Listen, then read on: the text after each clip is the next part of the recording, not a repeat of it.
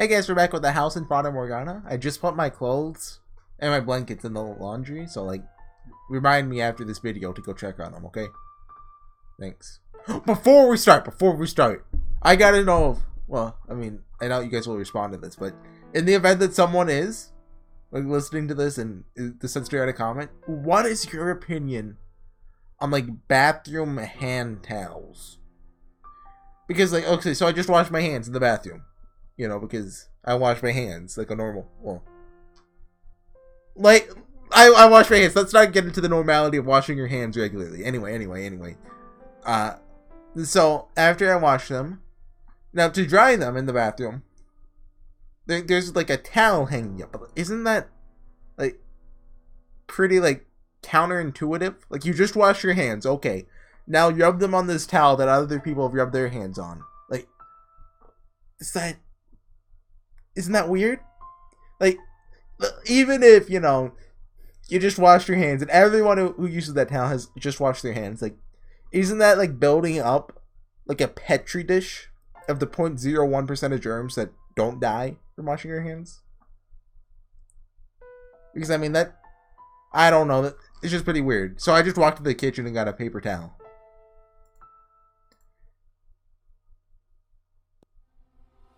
Master.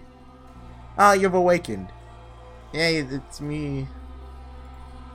You give me quite the startle. Hey, can we know what my name? Wait. Look at that! You have awakened. You isn't capitalized there. But you is capitalized there. Do you not remember? You suddenly started staring off in the distance, and you will not respond to anything I said. I thought you were playing a prank on me. Right, because she can't tell us Pauline's story, but we're saying Pauline's story somehow anyway. Your hand? Oh yes, I did not let go of it.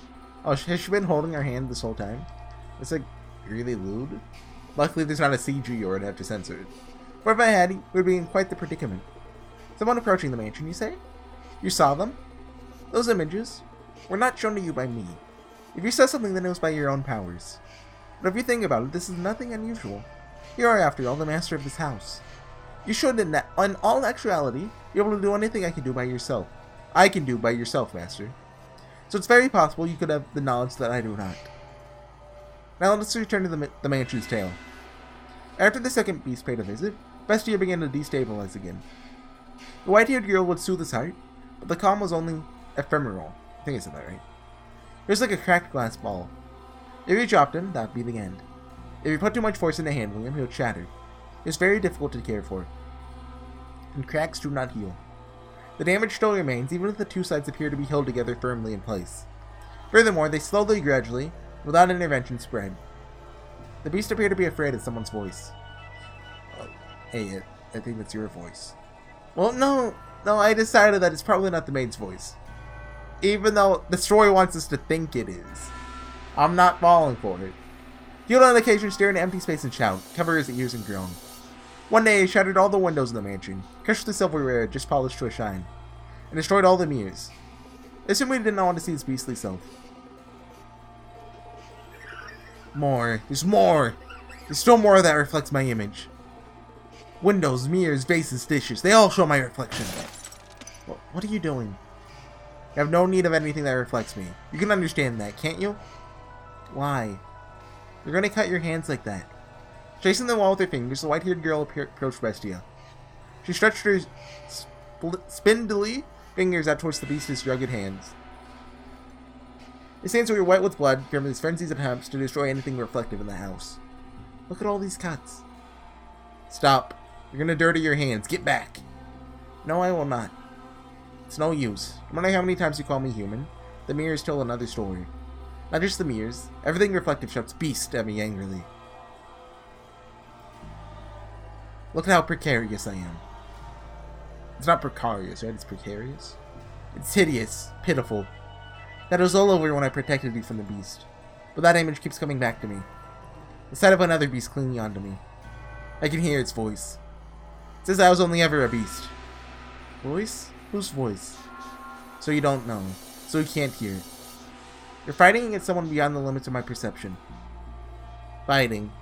No, if only it were a fight. It speaks the undeniable truth. As I've said before, you're not a beast. You look like me. I'm certain of it. Your eyes. What? Your red eyes. They show you nothing, but they show me what I am. They show me the difference between us. Are you afraid of my eyes? Please don't break your eyes. If my eyes cause you fear, you can see them in your reflection, then you're welcome to destroy them. Grip them from me with your own hands. Don't do it! I have no need of them after all.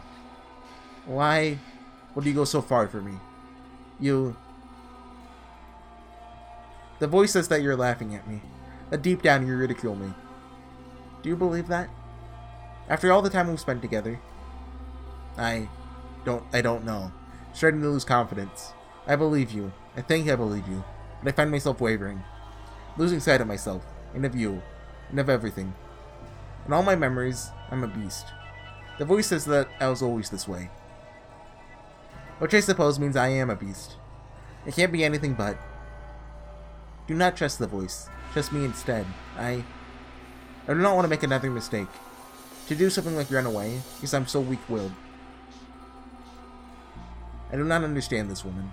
She's so pure-hearted, so beautiful, like hope personified. I want to understand, to believe her. I'm so sure I could do it, but I keep failing. Why am I losing my grip on everything? Are words not enough to convince you? What? Are words not enough to convince you that you're not a beast? Then see for yourself. Feel for yourself. That there is but one difference between us. What? What are you doing? I assume our skin and our hair and our eyes are different colors. But those do not count as difference. The only thing that differs between us is our sex. Hold on, no, yeah, hold on a second. No loot, no loot. It is under shock, Bestio is frozen in place. And he was right to be surprised. The scent of wrestling fabric shook the air into the forlorn mansion. She placed her hand on the sleeve of her garments and began to disrobe. No loot! Before long, don't make me censor anything! Gaze upon me. She's standing there completely undressed. Her body was incomparably beautiful. Don't worry, luckily this game is on Steam, so it's A-okay. I don't have to edit. Slender, not an ounce of excess fat on her. The sight of her was impressive, almost divine. Even I let out a gasp when I saw her. See for yourself. This is the first time Bestie had seen the white-haired girl unclothed. Though they slept in the same bed, as I said before, they did not have a physical relationship. She grasped his unmoving hand and guided it towards her. She moved his hand across her flesh, along the curve of her shoulder, down her arms, pressed against her chest firmly enough for him to feel her beating heart. Do you think this has caused a stirring with him? Do you think this caused a stirring within him? Is there any man for whom the touch of a woman's skin would not? Especially one so beautiful as her. However, he was not aroused. Aroused? I think it's aroused, right? Why do you think that was? Because a beast cannot lust after a human? I believe you know the answer. Are you crying? Could you smile for me? What? I want to see your smile. Like this? Not sure I'm doing a good job. No, you're doing fine. Your smile is so pretty. It calms me, warms my heart. I think I know someone somewhere who has that same smile. Huh? What's that supposed to mean?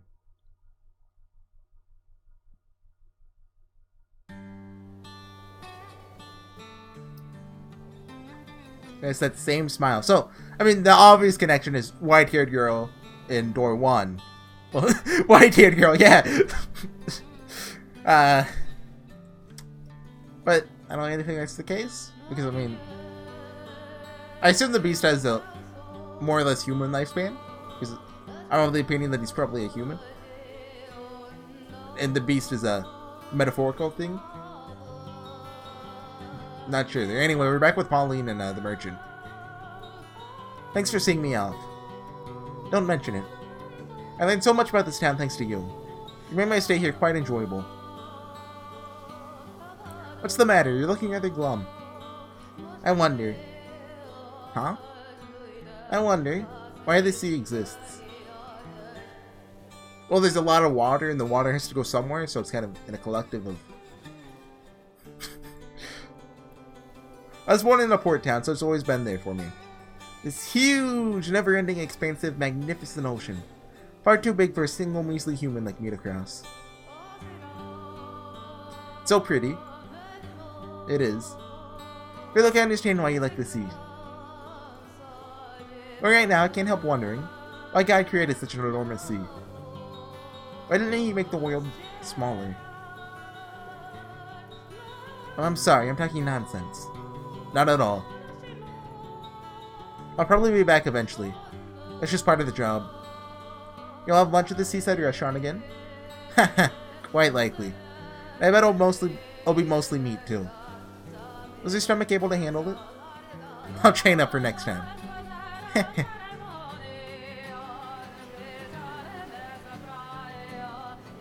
What language is this in?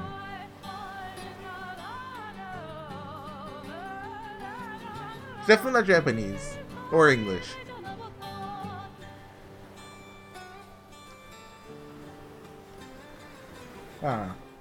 Not sure. Shepard's going to embark soon. Yep. Will people get mad if you're not helping them prepare? Most likely. Then you should hurry off. Yeah. So it's not Spanish. I can recognize the sound of Spanish. I don't know Spanish, but I don't think it's French. What else is there, like? Italian? Basically all the Italian that, like, the only time I've heard Italian comes from that Umineko song. I think it's in Italian at least, like Ricordando il Passato, something like that. Yeah. Anyway. Pauline? I just wanted to thank you again. I appreciate you taking so much time to show me around. Is that all? No. Oh, he's gonna do it! He's gonna say, I love you! I don't know why, but I considered leaving without telling you this. I'd like you to tell me. I'd feel better if you turned me down. What? My homeland is only getting more isolated. Like your country, mine is not eager to associate with the rest of the world. Probably don't even have their patronage anymore.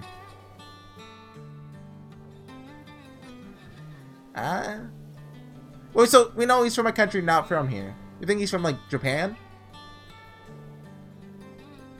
And I remember also once he made a comment about his appearance. It was a long way up, which would make sense because if he's Asian, he looked different from you know, someone who's Dutch, I think. Oh, and the Dutch and Japan had a trading relationship, didn't they? Okay, he's Japanese. I figured out the geography. What I'm saying is that I have absolutely no stability. Can't even say for sure whether I'll be back. So, and so that really is supposed to be like a kimono-esque thing, then? I mean, it doesn't really look like one, but like I can see it, I guess. And he said it was made to, like, what's it? I forget the word. Mimic is probably a good word. It's not what he used, but close enough. So, alright, there's nothing but obstacles. I'm sure my mom would be opposed as well. But I've fallen for you. The way you look staring out at the sea, the shape of your lips when you smile, the kindness in your eyes. The more time I spend with you, the deeper I fall in love with you. The whole world could separate us. These feelings would not change. Well, dang, beat me to it. If I had waited, I don't think you would ever have gotten to it. I'll say it myself too. I love you, Pauline. I fell for you the moment I first saw you. I promise we will meet again. What is that supposed to be like? Wait, like, I promise I'll be waiting. Thank you. It's visible in both of our eyes. This love, strong enough to wash away all tribulations. All of our tribulations. It's all right there, plain as day in each of our eyes. Mine and his.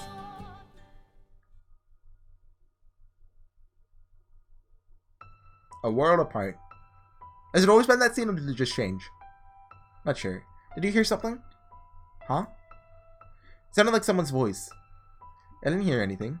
It's been your imagination. Oh. I want to turn back, lady? Huh? You're looking nervous.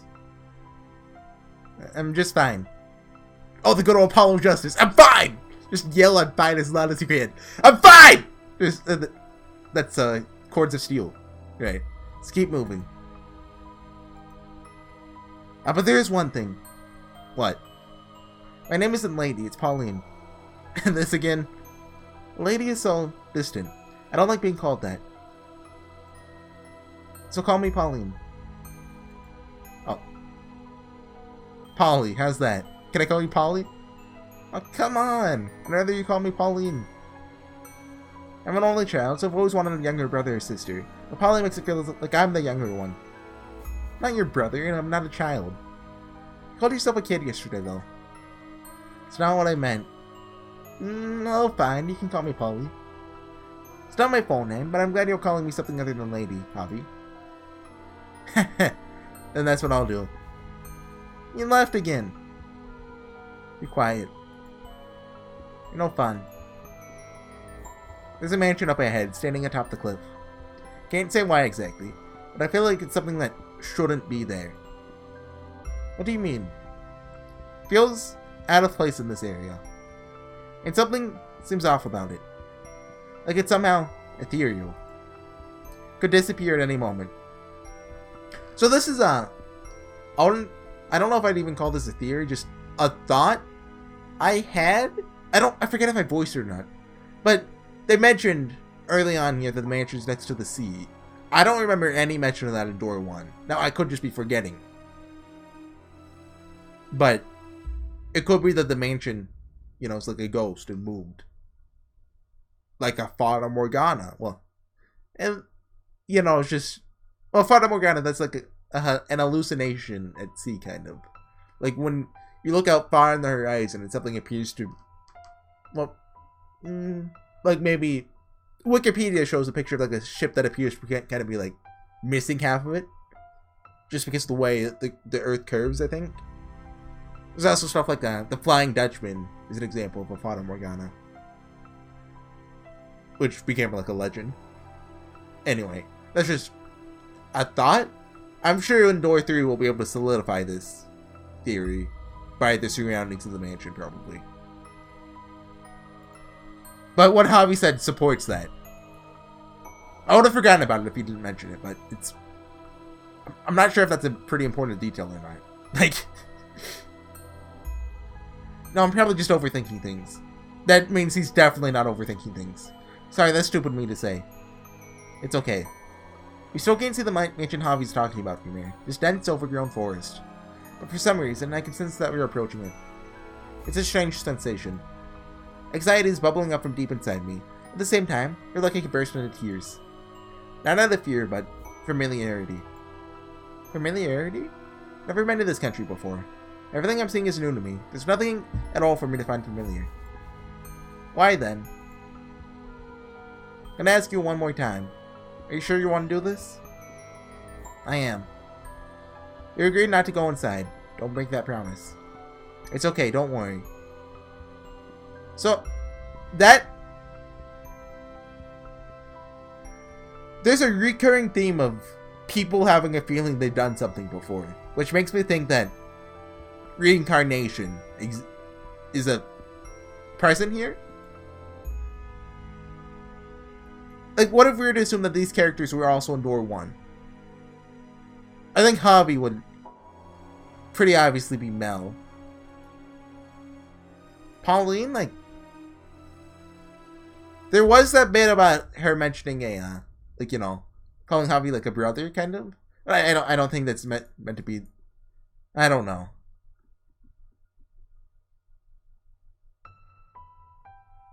Pauline and Nelly aren't really similar in any way. And this song is pretty spooky.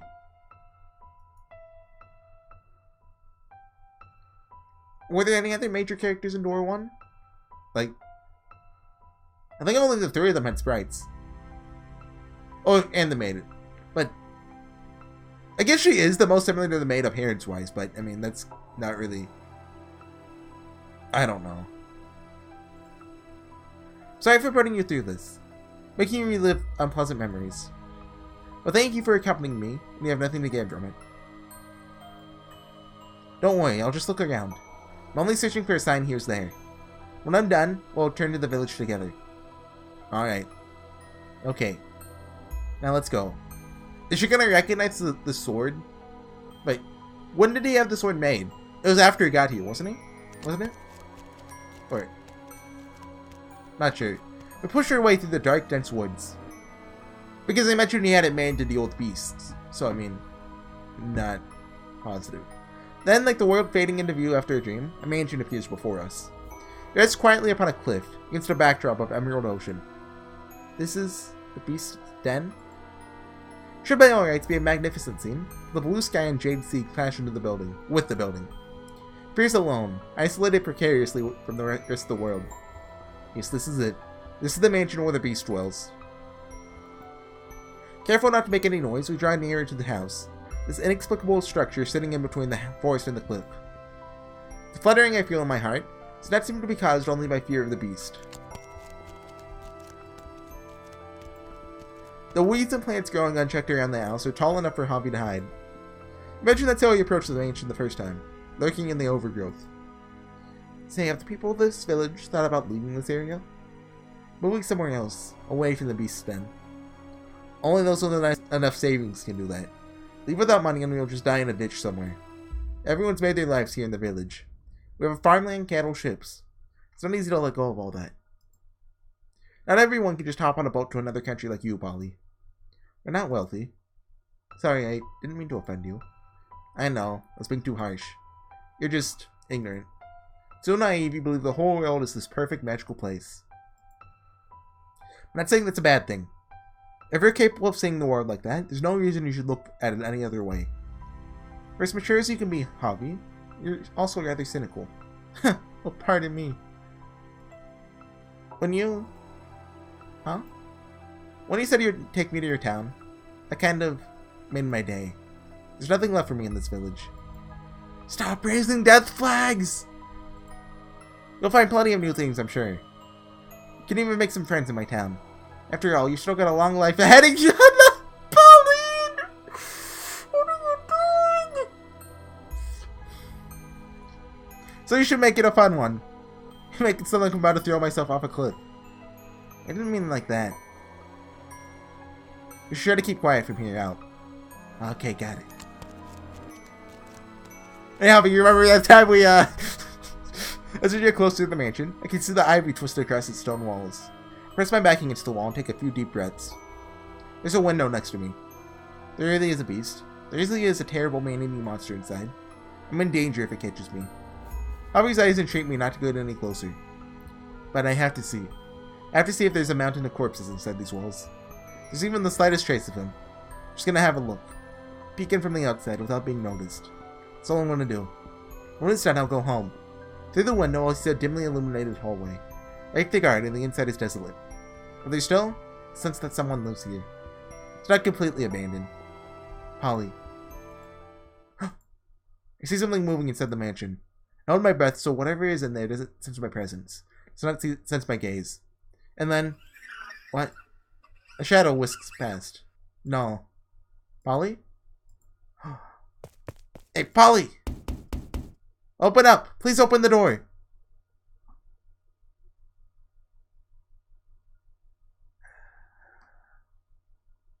Pauline, if you die, you deserve to die. Javi better live. Stop it, you idiot. What do you think you're doing? Please open the door. Polly, you promised me. Have you lost your mind? The only thing in there here is a... It's not a beast. Huh? It's not a beast. A beast isn't living in this mansion.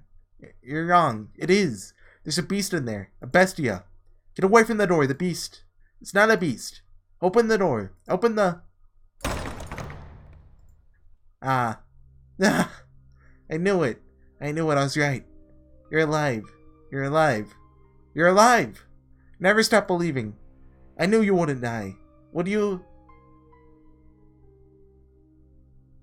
Yukimasa? Yeah, that's the Japanese name. It faith you're still alive. Wanted to prove it.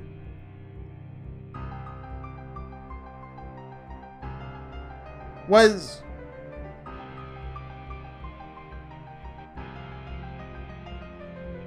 Huh. So there's two ways to look at this. She opened the door and in front of her is... the beast in the merchant's clothes. Which, he had clothes before that, I think, so I don't think... I mean, it's possible. But the second thing is, the beast and the merchant were the same character all along. Which would fit my theory of, the beast is actually human and he's being looked down on for one thing or another. In this case, it would probably be race. I'm not sure about that, though. It just doesn't really fit too well. Unless I'm overlooking something. I was right. So glad I had faith. So glad I didn't give up. I missed you so. All this time. Never stopped thinking about you. Never stopped imagining our reunion. Yukimasa, so glad you're alive. Stop it, Polly. Get away from him. That's... The beast!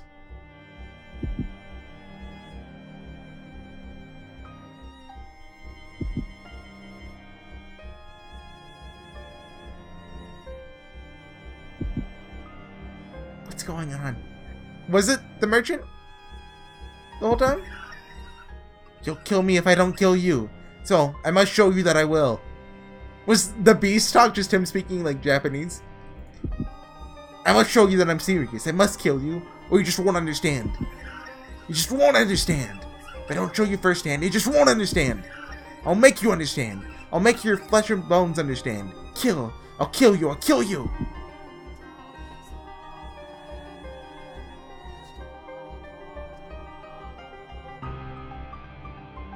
This thing's called the Beast's Identity.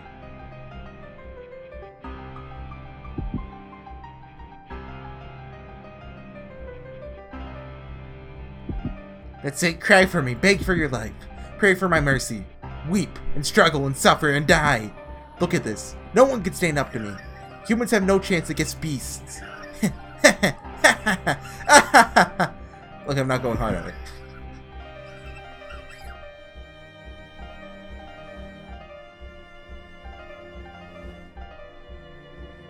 Wait. No. No, no, no, no, no, no, no. No, no, no, no, no, no, no, no, no, no, no, no, no, no, no. Yukimasa? What's wrong? What? What's the matter? It's me, it's Pauline. I came to find you. I've missed you so much. Yukimasa? I'm sorry, I still don't understand your language. Well, wait. Where are you going? Stop it, Polly. Don't go after him. Polly! I brought this up. I mentioned what if that beast was Pauline. Oh. Why are you running from me? Don't you recognize me? It's Pauline, your love. What? Why? Your katana. Why? Why do you point that at me? You're scaring me. What's gotten into you? I never even thought about it, but why would he drag the merchant's sword around? Like... it makes sense now. I'm surprised I didn't even catch on to that. Like, you know? I'm sure there's more things I just haven't realized yet. Hey, what's the matter? Yukimasa, do you know who I am? What happened? You used to speak my language so fluently. Let's talk. What do you say? Put that thing away, please. It's dangerous.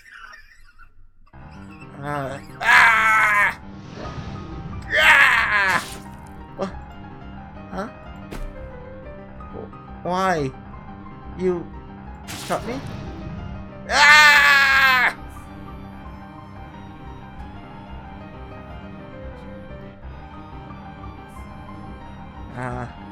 So hot. Why? Yukimasa, it's me. It's Pauline. Open your eyes.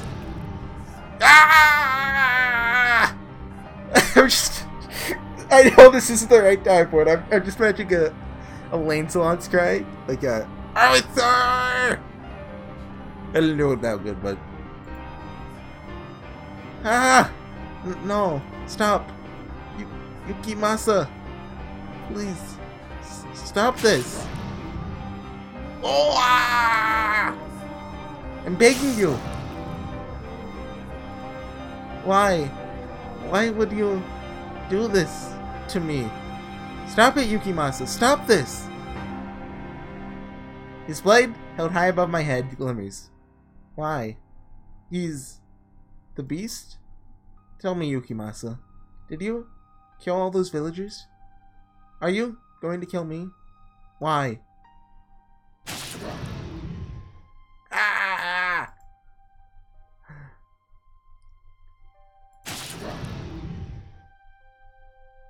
That's enough X's that I don't have to do anymore. But please, stop.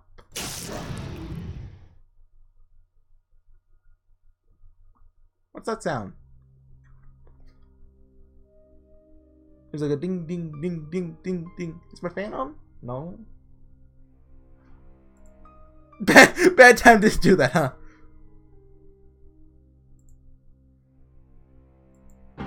Yuki.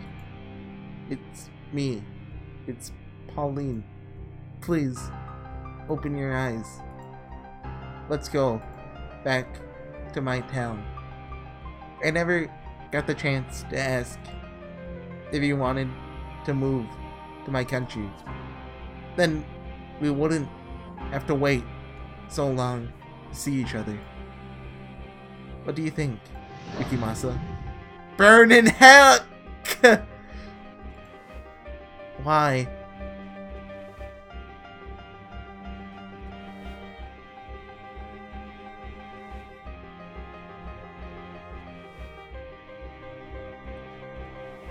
What the heck, game? I saw it coming. But still. Tell me why.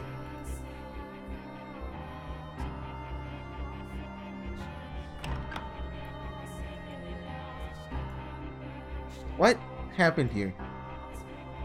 I'm grateful that you cannot see, because you would certainly think me a beast if you were able to see this. Because you cannot see, because you do not know what I look like. But I do know. Another beast like me broke into the mansion. Was it? I protected you. Did I not? I protected you. Say that I protected you. That I did this for you. Actually a beast?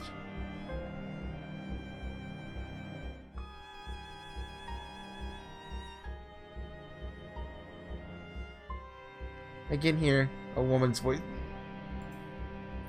I can't keep my eyes open. I wonder who she is. Seemed like they're really close. Did you choose someone else? Then you could have just said so. I wouldn't be angry.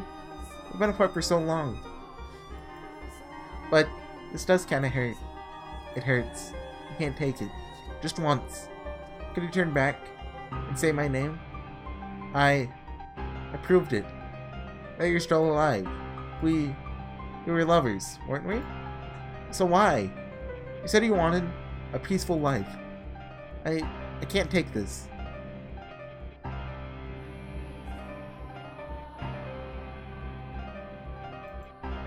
It hurts so bad. Yukimasa. I can't take this.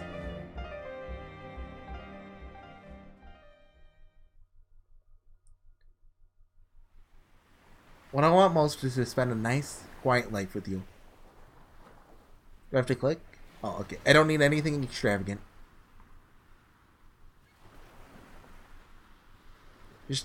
Just an ordinary life, slowly growing older, having 3, maybe 4 children. We'd never fight, and eventually, before I knew it, I'd be an old lady.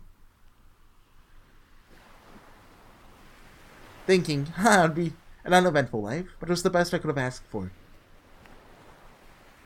That's the life I want. What about you?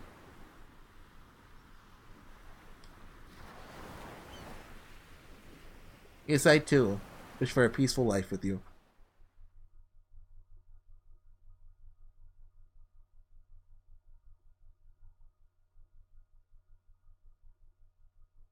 Polly. I couldn't. Again, I couldn't do it. Wow!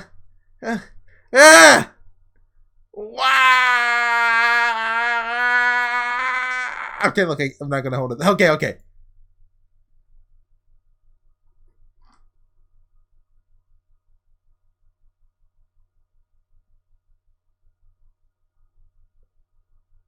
Should I call it there? How much longer is there? We still don't have a conclusion between the white-haired girl and the beast, so I think I'll call it there. And the next one could be the finale of the second door? Maybe? Possibly? Let's talk a bit before I... Oh, there's no me... Well, yeah, we want some creepy song. So, I was wondering why there's so many scenes between Pauline and the merchant. But that's why. Also why the merchant's name was never mentioned.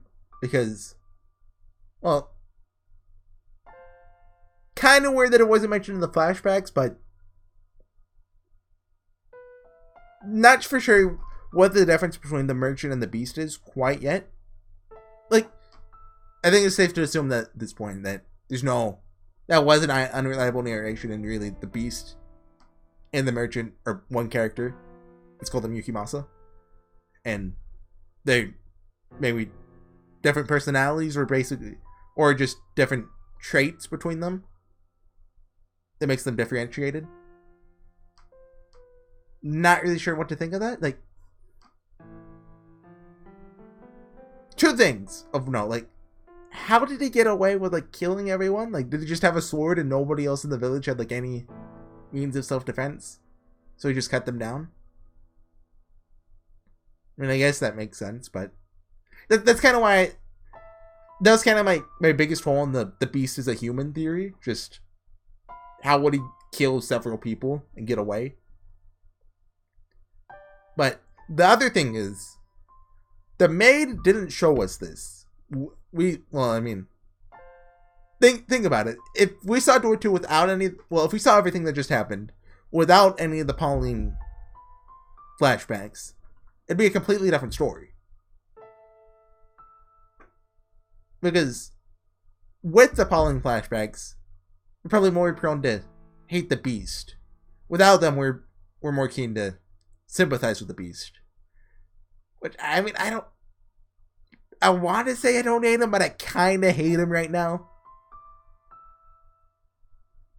Which is just interesting. I don't know what to think of it.